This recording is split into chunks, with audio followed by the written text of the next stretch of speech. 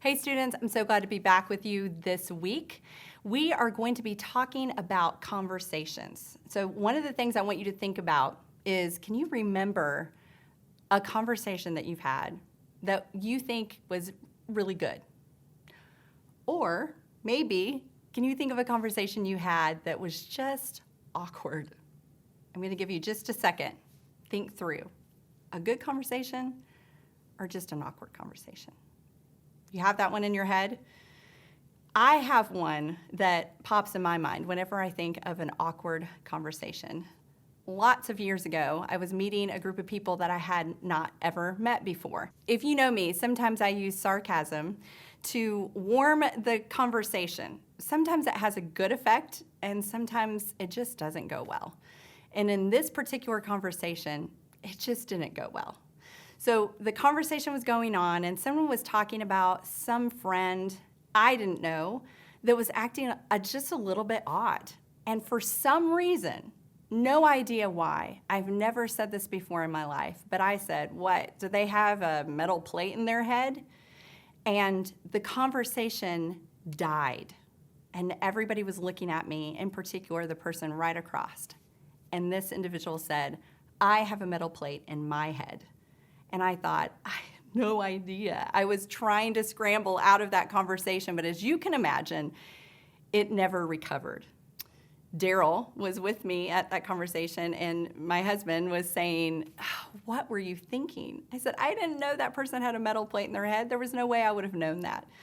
So to this day, which has been years and years and years ago, he always says, don't talk about metal plates. But who would have known, right? It's hard when you're doing conversations because you know your side, but you have no idea what the other people are going to say. It's a journey. It's an adventure. You're trying to figure out, what am I going to say? How do I respond? But at the same time, you have to really be a good listener to figure out how to make connections and how not to be awkward and how to really make sure the conversation is going in a direction that's healthy and good and has a point, right? Today, as we look in Scripture, we're going to get to see a conversation that Jesus had with two followers immediately after the resurrection. In Luke 24:13, there's a story which I love, and it talks about the road to Emmaus. So I'm going to read just a little bit of that. Let's watch at how Jesus is a master conversation holder and see what happens to this conversation. That very day, two of them were going to a village named Emmaus, about 7 miles from Jerusalem. And they were talking with each other about all these things that had happened. And while they were talking and discussing together, Jesus himself drew near and went with them. But their eyes were kept from recognizing him. And he said to them, what is this conversation that you're holding with each other as you walk? And they stood still, looking sad. And then one of them, named Cleopas, answered him, are you the only visitor to Jerusalem who does not know the things that have happened there in these days? And he said to them, what things? And they said to him, concerning Jesus of Nazareth, a man who was a prophet, mighty in deed and word before God and all the people, and how our chief priests and rulers delivered him up to be condemned to death and crucified him. But we had hoped that he was the one to redeem Israel.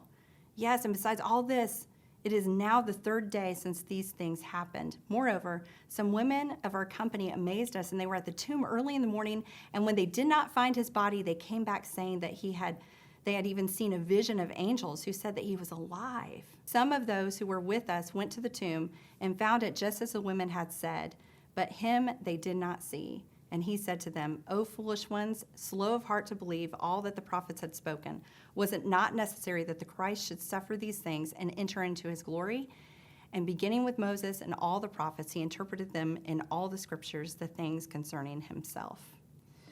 I love this passage because, one, they don't recognize Jesus until the very end when he's getting ready to leave them in the verses that follow. But Jesus does some very interesting things. He comes into a conversation and he doesn't just interject. He tries to find out, what are they talking about? What's going on? And he listens where they are and makes connections.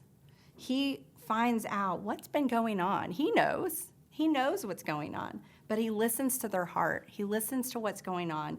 And then at the very end, I love that he begins with Moses and all the prophets. He interpreted them in all the scriptures, the things concerning himself. He figures out how to make that conversation into a gospel conversation.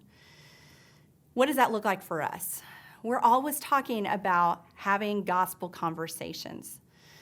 What I want you to think about is, what does it look like for you to listen very well to conversations you're walking into?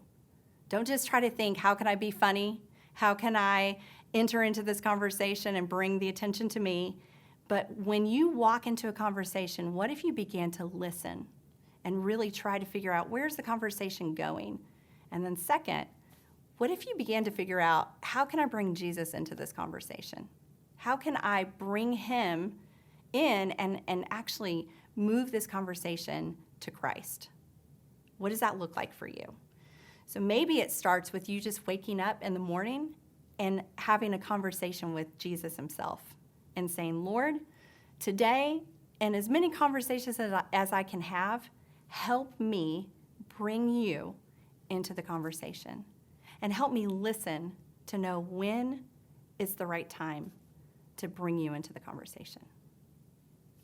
I hope you have a great week, and we're praying for you.